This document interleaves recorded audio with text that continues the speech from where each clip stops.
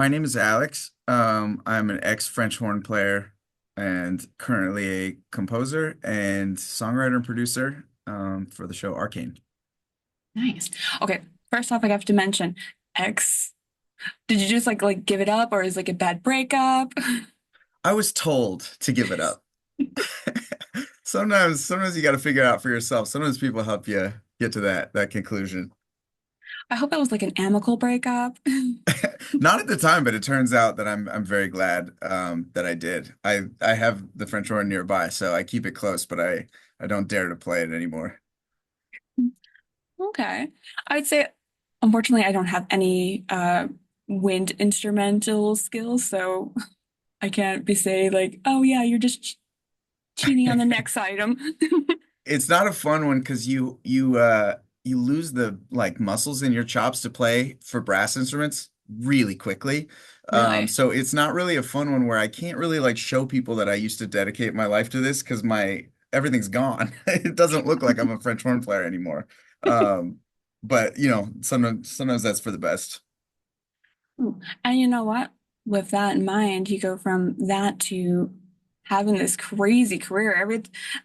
You have a fantastic DJ career, like EDM wise, like fact that you've already produced so many albums, and then just to do a 180 flip and go, oh, you know what? Hey, I'm going to compose music for this Netflix show.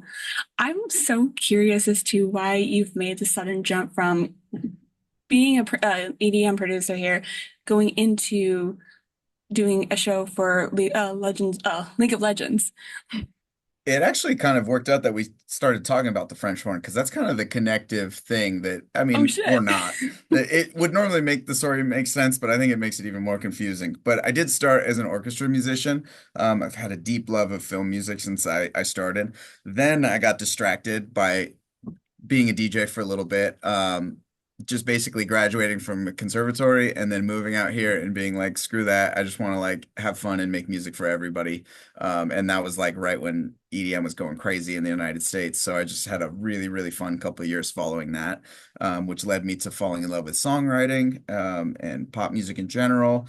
Sort of spinning those two backgrounds together with cinematic stuff and DJ music and pop music all kind of combined right at the right time where Riot Games was just churning out song after song for these special esports events and for Yeah. music videos for new champions. They were just kind of like making music in a way that other people weren't really expecting them to or asking them to, but they were just doing it for the love of making music and making these kind of cool projects. And I just immediately connected with all them. Spent, maybe 5 years writing stuff for them before Arcane even really came into existence. At which point it just was all perfectly set up for me to work with the wonderful people there on that show. Wow. So I'm curious in terms of like, what was that official moment where like, you know, yeah, I really do want to do a whole Netflix show and build it from the square up as a composer, as opposed to Yeah, being like just a producer. it didn't take me long to answer. I mean, I think Christian might have said, "Hey, I'm working on," it," and I said, "I'll do it. I'm in." Um, I've known Christian, the showrunner, for a while. I knew him for a couple years before, and he's this that project was pretty secretive. There was something going on in a building across campus, but I wasn't allowed over there. And then one day he just invited me to the Arcane building and he just sat me down in a room alone and pushed play, and then he left. So I'm just sitting here in this room by myself, and I see the pilot of Arcane. It was nearly done. I mean, it was like beautiful. Alex Temple had done so much of the score already, and I watched the thing, and I didn't even know what the context of this was. He was just sharing what he was working on, and I was bowled over. It was so incredible to look at. And then he asked me to be involved with Alex Temple on the music team. Insta yes. And I think maybe 6 months into that, we kind of decided, hey, let's actually start writing some songs for this too. I don't remember if they knew they were going to do that all along or if we figured it out as a group. But at a certain point, we're like, all right, let's also like make songs at the same time we're making this score. But yeah, obviously it's turned into this like real musical feast. But I don't think back then I had any idea. Yeah, because the one thing I've noticed from watching the show is this like marriage between the score along with the music. I think I'm gonna just go back to like season one, just in case anyone's watching who hasn't seen that second one. Um, one of the scenes would be gosh, the introduction of like Imagine Dragons in the show Totally. mixed in within the episode. I'm curious in terms of like pairing music in the show, the songs itself into the score. Is it like a little bit more difficult to do, or is it just more of like a, all right, we're going to make sure we include this in there? It's the first bucket. It's really difficult. And we don't do the Imagine Dragons one was the easiest one because they wrote a total smash hit and brought it to us. Christian, I think, talked to Dan Reynolds about the show, and I think Dan wrote the song, with the show in mind. But that one predated even me joining. So I showed up and they went, by the way, here's this song. And I went, whoa, that's pretty good. And then we had to sit on it for 3 years before we could let the world hear it. But yeah, we actually film score all of our songs to picture. Like I would sit there, me and Sebastian Najant, who did a ton of work on season one together, we would just sit there with the scene and similar to a film composer, we would be like, all right, what is this song about? Where's the chorus? Where's the verse? Let's map it out. It's very hard to do that because a moving narrative show is unforgiving in its pacing. It's not waiting around for you to like figure out your chorus and to tell a nice symmetrical hook. It goes and you have to follow it. And so I think that was the real joy was like inventing kind of a new way of making songs and making score. And now that we're at season two and they asked for double the amount of songs, we were really like, okay, shit, like let's try to keep doing what we're doing. Let's try and improve upon it, and let's try and throw in a couple curveballs as well. I know from what it was, gosh, I've been promoting the soundtrack lately for the last couple months now, and to just see the amount just triple and how it's It's incorporated crazy. Yeah. in. You go from like having, Sting and Pusha T in the first soundtrack, and then all of a sudden you have Stray Kids and Yeah. Tom Morello was in that one, and like it gets bigger and bigger. So when it comes to like, having to put those songs into the show, do you have this like moment where you're like, is this really happening? Am I really putting these big names in there?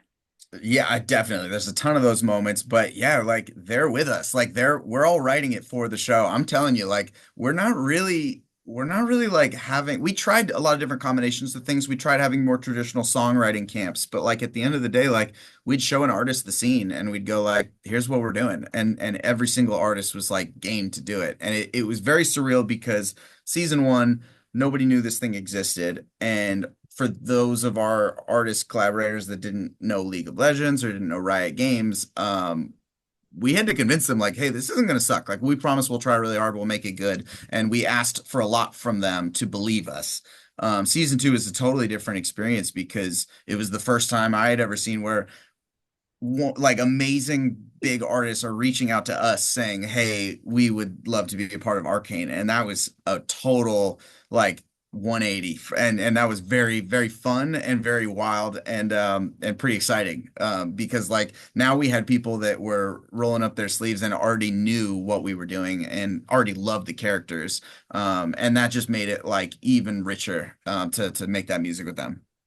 So I'm kind of curious, which one was like what was like the one artist that you were like wanting to be in there, but it took them a lot of convincing to join in? We definitely like, yeah, there's a couple where it's just like artists that don't generally write for film and television that often because they're like, like every artist, they have their own vision with their project and what they do. The first one that comes to mind is somebody like Stromae. I've been a massive fan of his for a very long time.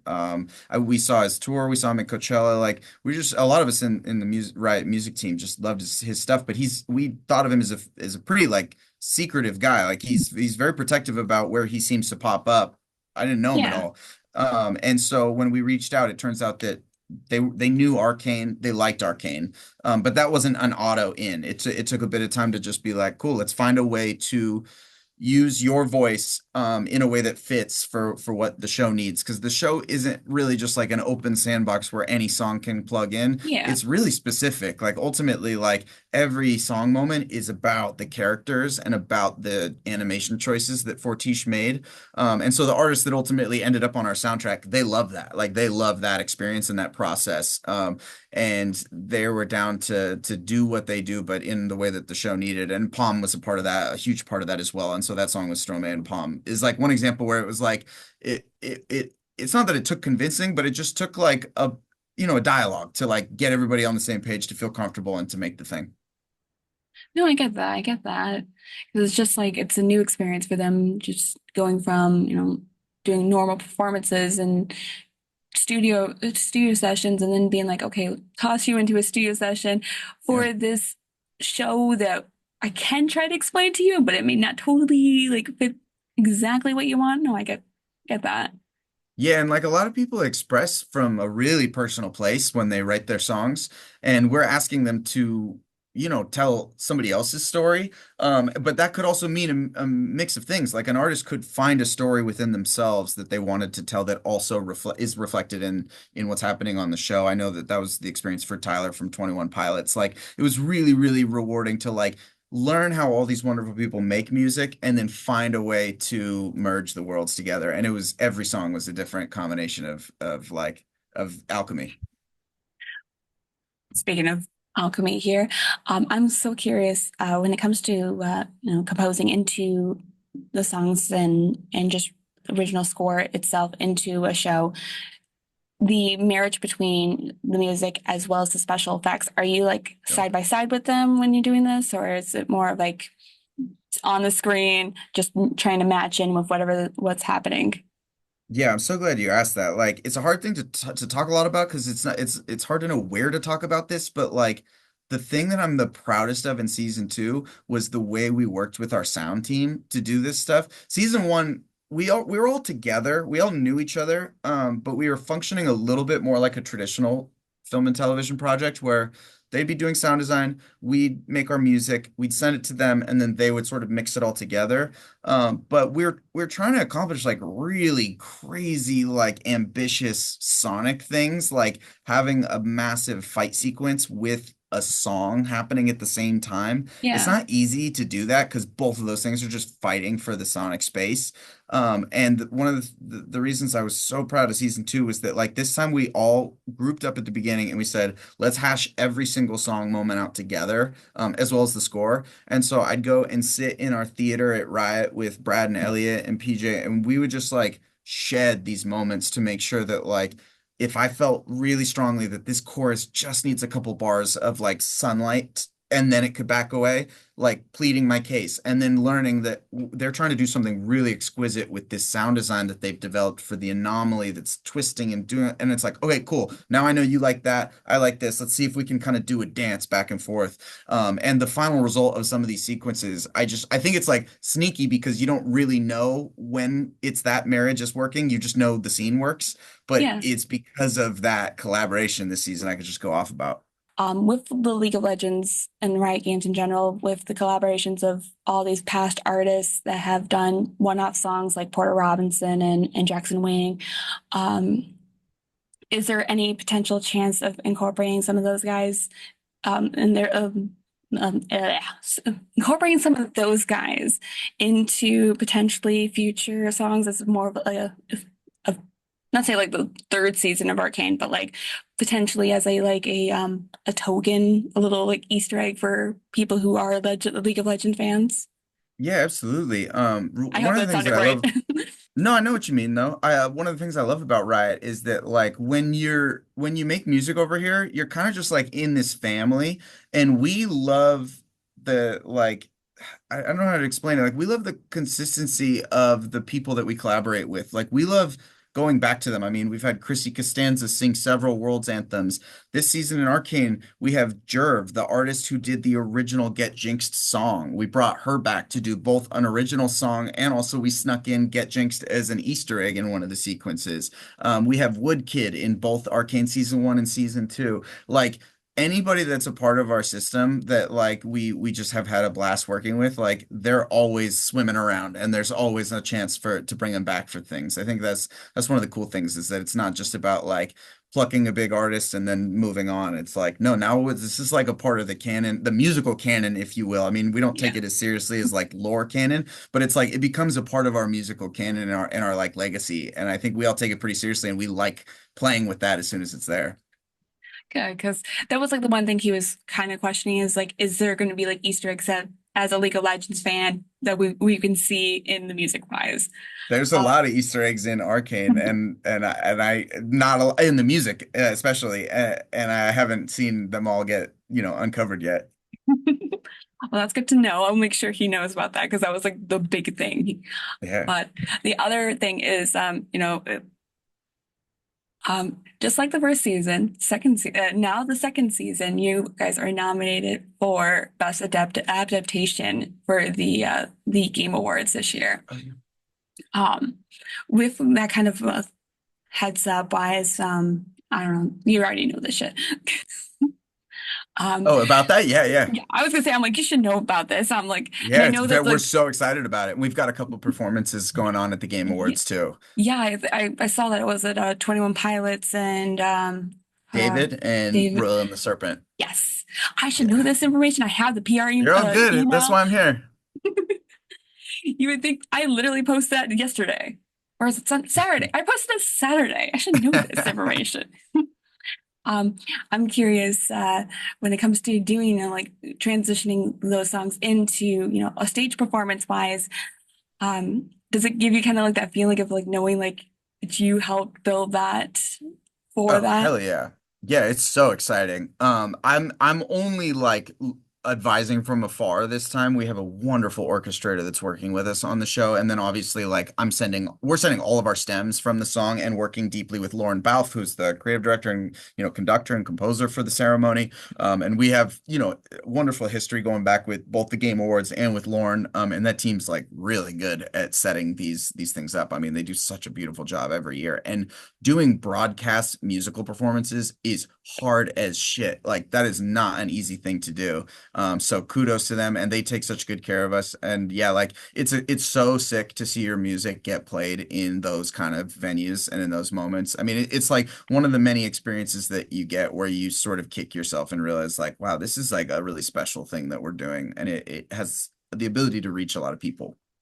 When it comes to just the overall feeling of Arcane and the project that you've done, um, do you see yourself doing more with Riot Games, or are you planning on just trying different other things as well?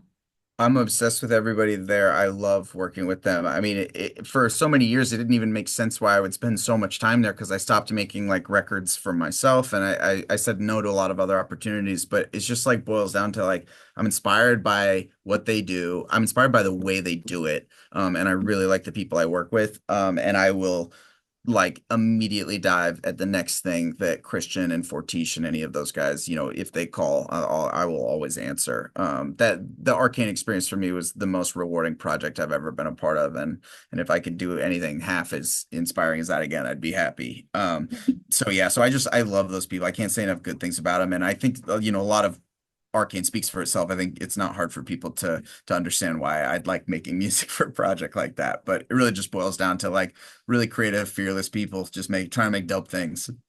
Yeah, no, I get that. Well, and last but not least, what's the big next thing you're potentially working on that may not be covered by an NDA at the moment? I mean, that's a great clarifier because there's two things that come to mind that I can't talk about. I am doing another project with Netflix. I'm working on something with them that'll come out next year. And then a couple more individual song moments with Riot coming up. But to be honest, like we're hurtling towards Thanksgiving right now. I don't have anything big on my calendar for the first time in 6 years. So I'm like really excited to just take a quick breath and sort of like, take it Just all re in. Yeah, collect like learn how to be a normal human being for a little bit and then pick my next stuff carefully. I think what I learned from Arcane is it's like the whole point of doing this work is to just do stuff that you love. And you can get distracted by like taking gigs because of different reasons, but like I think I just kind of want to work on things that make me feel this good, you know? It's too rich.